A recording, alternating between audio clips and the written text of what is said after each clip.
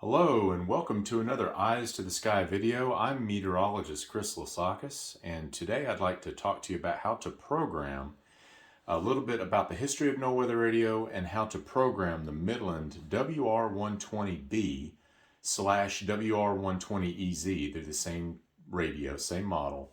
Noaa Weather Radio from Midland. This is an excellent Noaa Weather Radio. If you're looking kind of on the fence on which one to buy, just quite a few options out there. So I highly recommend this model, and today I'll just give you a little bit of the history and we'll jump right into programming the model. So the All Hazards Noaa Weather Radio, providing civil and weather alerts, including civil emergencies such as boil water notices, nuclear and fire and chemical emergencies, and weather alerts like tornado, hurricane, flash flood, and winter storm warnings, among many others. This radio service has saved many lives over the years. There are approximately 1,000 Noaa Weather Radio transmitters nationwide in all 50 states, along with American Samoa, Guam, Puerto Rico, and the U.S. Virgin Islands. 98% of the United States is thankfully now within range of a Noaa Weather Radio transmitter. Noaa Weather Radio was founded in 1954 and became widely used in 1967 after a nationwide expansion program that began following the 1965 Palm Sunday tornado outbreak in the Ohio Valley and the Great Lakes regions. Other Noaa Weather Radio expansion programs were carried out following Hurricane Camille in 1969, the 1974 super outbreak of tornadoes, the Palm Sunday tornado outbreak in 1994 across Alabama and Georgia, and the 2011 super tornado outbreak, which unfortunately claimed the lives of 365 people across the eastern United States. The WR120B, some of the physical features I want to talk about with you now. Again, the WR120B and the WR120EZ, you may see it expressed either way on certain Midland packaging and online in discussions and different sources of information. They're the same model. There is one other model type, WR120C. The suffix, the C and the B after WR120 stands for the type of packaging that the unit comes in. The B stands for box and C stands for clamshell packaging. This again is just the type of packaging that contains the unit. And most of the time you'll see the box unit. It's probably a little bit more prevalent than the clamshell packaging. Clamshell is just that type of plastic you pull off the shelf. You know, it's on a hook, and you pull it off and you have to cut open the plastic. So anyhow, some of the physical features are the weather and the snooze button. I have not programmed this radio yet, and we'll do that in just a second, but this button turns on and off the radio broadcast, as well as snoozes the weather radio. If your sleep alarm goes off, if you have it set, it goes off. This will temporarily snooze your sleep alarm for 8 minutes if you press this button.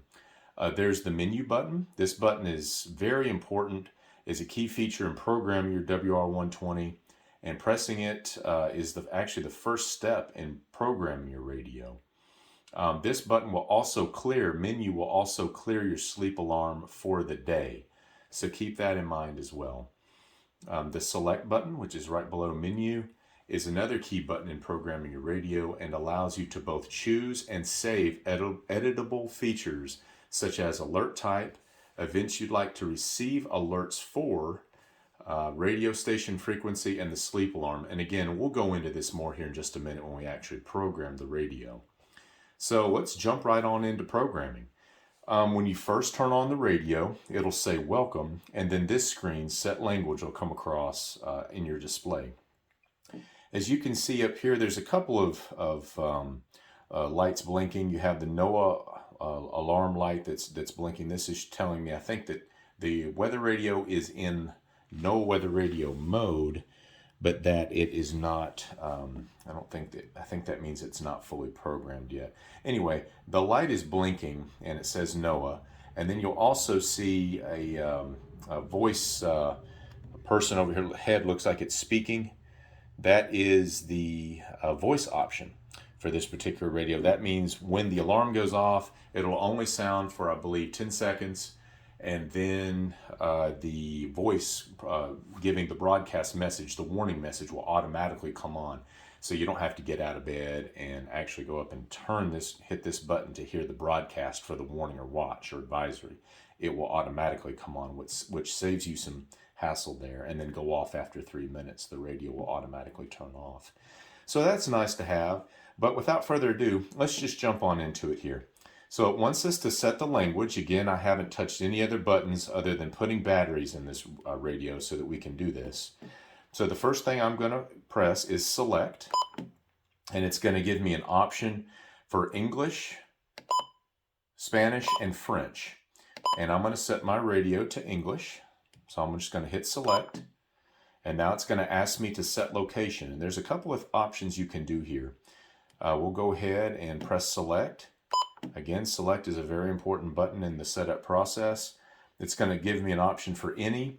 With the any option, what this is saying is that each National Weather Service office has a county warning area. And if you have it set to any, if the National Weather Service issues a warning, watch, or advisory that your radio is set for, anywhere within their county warning area, I'm currently in the Jackson, Mississippi National Weather Service, CWA, county warning area. It will go off. If set to any, this radio will sound for any county in Jackson, Mississippi's county warning area if they issue an alert, and your radio picks up on that. But I don't want to receive, I think the Jackson CWA is like 50, and approximately 50 counties. I can't remember the exact number, but I don't want to do that. So what I'm going to do is I'm going to scroll through here. This is if you want to set it up for multiple single counties. I think up to 25. You have an option to set it up for up to 25 counties under multiple. I'm going to keep scrolling. I want to set mine for single. So I'm going to press select again. 01 is empty. This is just saying, okay, you can use this particular space to set a county. So I'm going to mash select. And also, before I do that, if you have a Fips code, Fips stands for Federal Information Processing Standard. It is a geographical locating code. If you press it, dial it into your No Weather radio, and I'll show you how to do that. You can pick up for specific counties only. But this is the EZ model, the WR120B/EZ. So there's an easier way. You don't have to enter Fips codes on this particular model, but if you do need to enter a Fips code, some very large counties have, the National Weather Service has split them, reduced them down, like San Bernardino County, California, very large. It's the largest county in the country. They have, I believe, split San Bernardino into 4 or 5 different sub-regions, so that you won't receive warnings if you're 50 miles away in the other part of San Bernardino County. So, but you will not be able to find that on the EZ option. You'll have to dial that in, and once you get to this screen, press the right button, and it'll give you an option to enter a Fips code. So you just go through and select your Fips code digit, and you can select 1, and then we'll just move over and I'll just show you how. I'm going to set it back to 0 though. Okay, and you just keep going across and do it that way. But we don't want to do that. I want to enter mine for Oktibbeha County, Mississippi, because that's the county I'm currently in. So I'm just going to back out, and I'm going to press select so that we can edit this 01 empty, this first empty slot here in the radio. I'm in the United States, definitely, and then we're going to choose Mississippi. Hang on with me just one moment. And I'll show you how to edit these button beeps here in a minute, so you can turn the beeping off. There we go. Mississippi right there. Hit select to set it. And then we want Oktibbeha County. So I'm actually going to go the other direction. You can go backwards from Z, which is nice.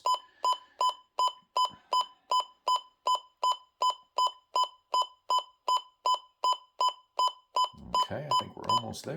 There we go. Oktibbeha. So that's the current county at Starkville, Mississippi. Want to set the time? Yes, we do. So hit select. And then the current time, I believe, is 2:20 p.m. So we'll come up here and make sure you scroll. through the hours until the AM or PM changes to the proper one there, either AM or PM. So we need 2:20 PM.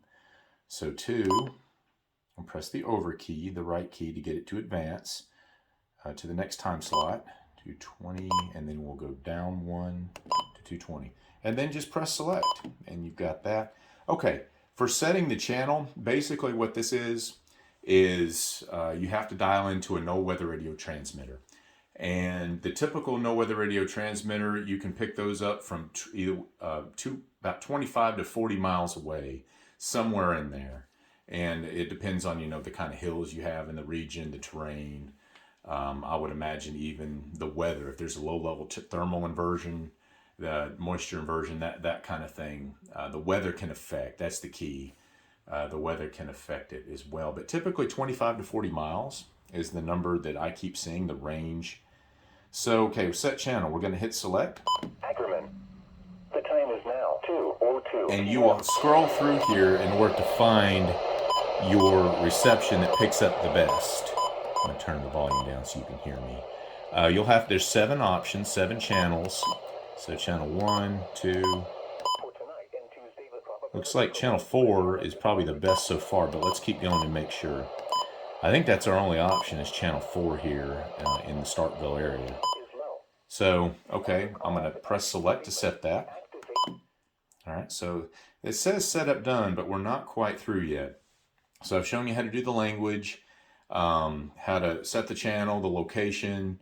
Now I want to take you through and show you how to turn off the button beeps.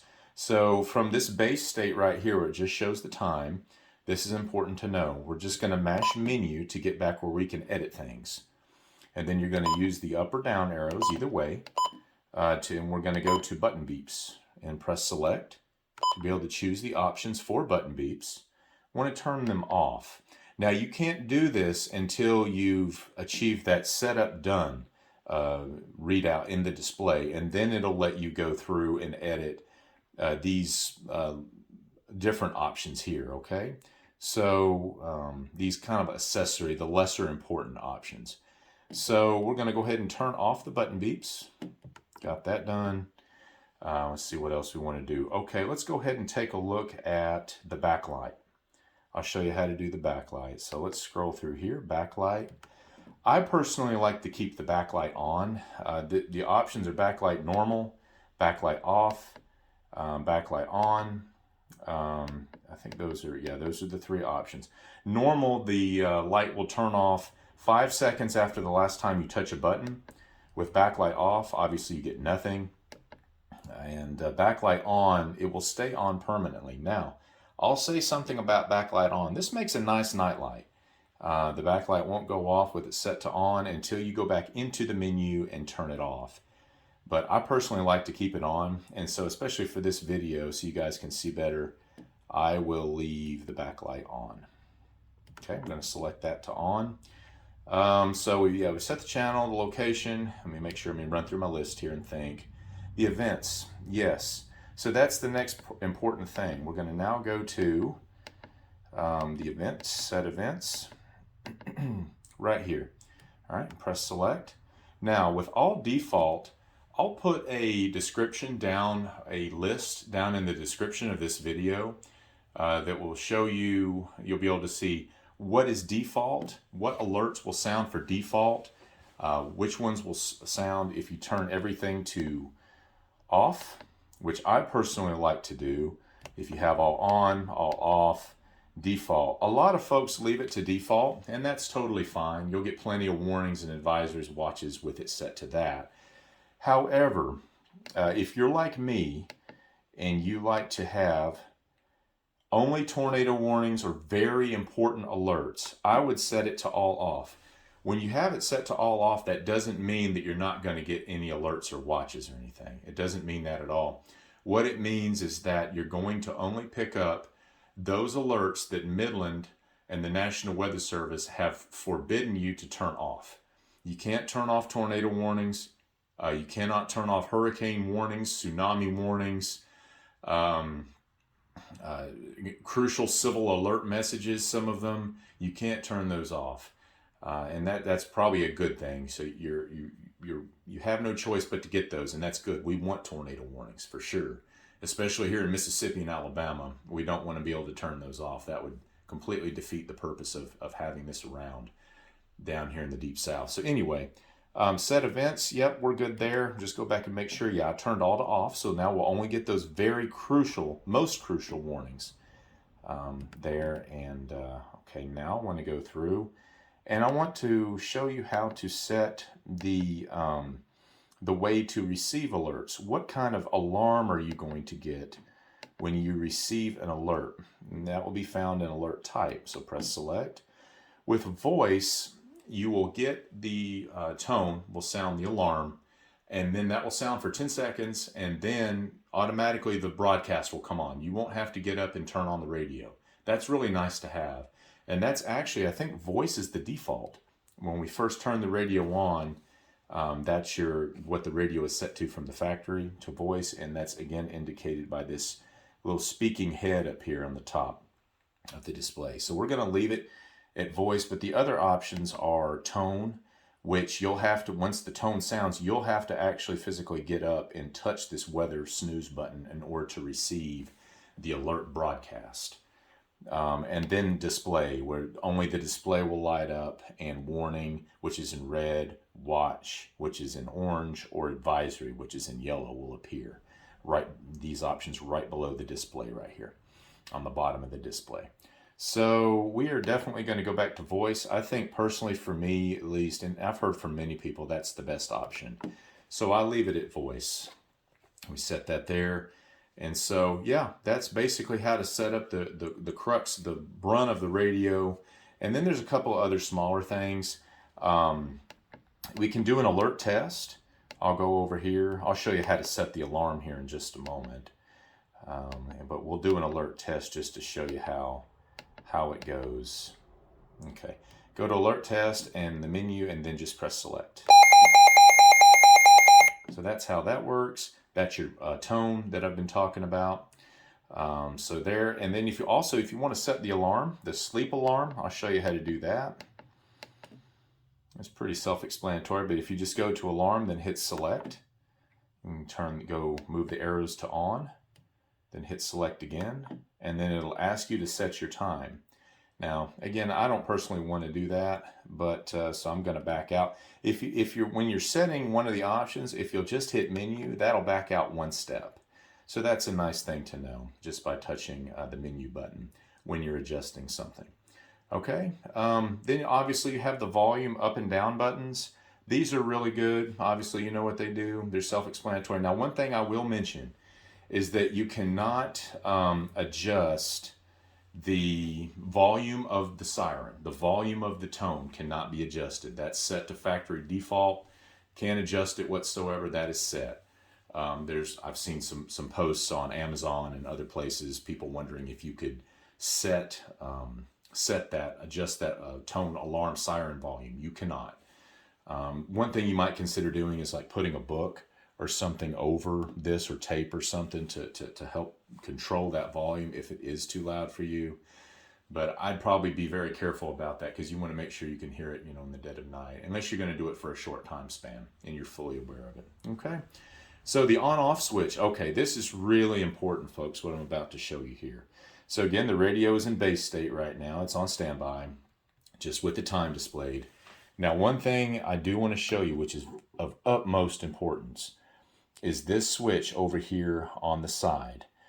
Make sure I can get it in focus for you. Yes, you want to always make sure this switch is turned to on, which it currently is. If you turn this switch to off, you will no longer be able to receive alerts in the Noaa Weather Radio broadcast. At that point, it effectively becomes an alarm clock, a sleep alarm.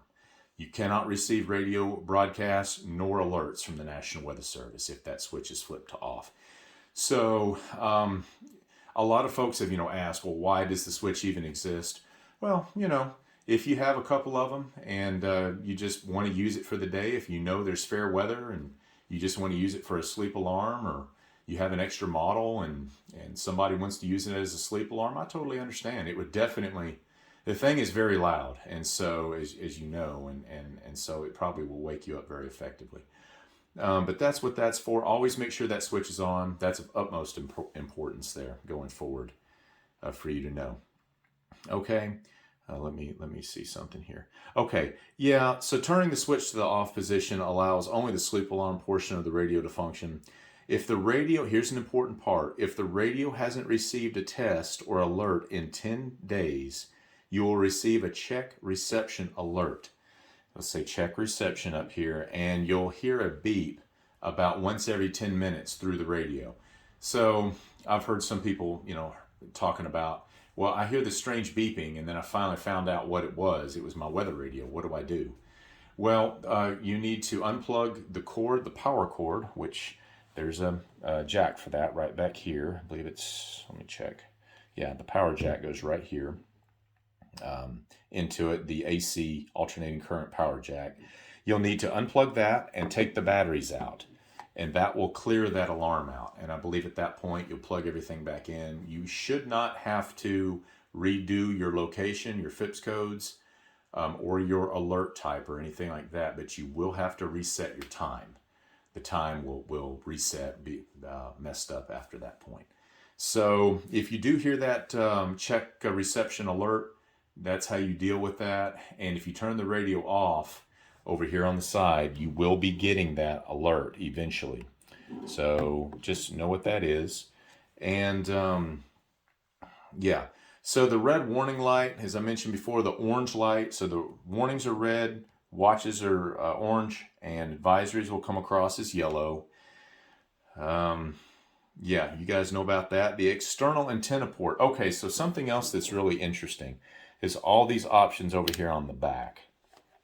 I should talk about this for just a moment.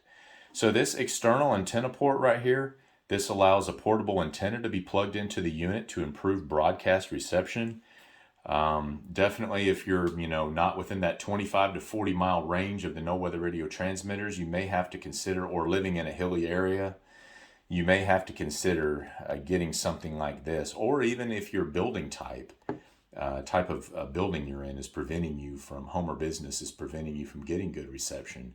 If it is doing that for you, I'd probably consider moving the radio to near a window. That may improve the reception, or purchasing an external antenna. And I have seen these, it's got kind of like a standard UHF port adapter there where you can plug something into, plug an external antenna into. So that shouldn't be a big deal to find. I can include a link down in the description again from Midland. They provide a wall mount antenna for this thing, which is pretty nice. But I'm sure many of you could probably find, an antenna as well if you need one elsewhere. So, and also you got that, and you got the cloning port. Now this cloning port requires a cable. I'll go ahead and take off the deal here to show you what that's like. So the cloning port, this is if you have a bunch of radios you want to have this, that you want to make have the same programming. So we just set this radio up. If you've got a friend or a neighbor that lives very close in the same county, you can set this up using a cable, special cable. Midland sells them, and where I'm sure you could find one elsewhere that would work for you. You can hook the two radios together, and the new radio will, unprogrammed radio, will copy over from this unit and adopt the same programming, which is nice. I'm sure a lot of business owners, if you have like a hotel chain or something, or if you're in charge of a large facility, this would be nice to have, the cloning port. Set all the radios you have to the same. Okay, the external alert. So this is something that's important to talk about for a moment. That is if you want like a bed shaker, a pillow shaker. Midland sells those, or a strobe light.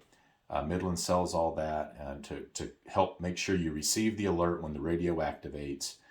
Midland sells both a bed shaker / pillow shaker and a strobe light to help you receive those. Really what it is a standard signal port.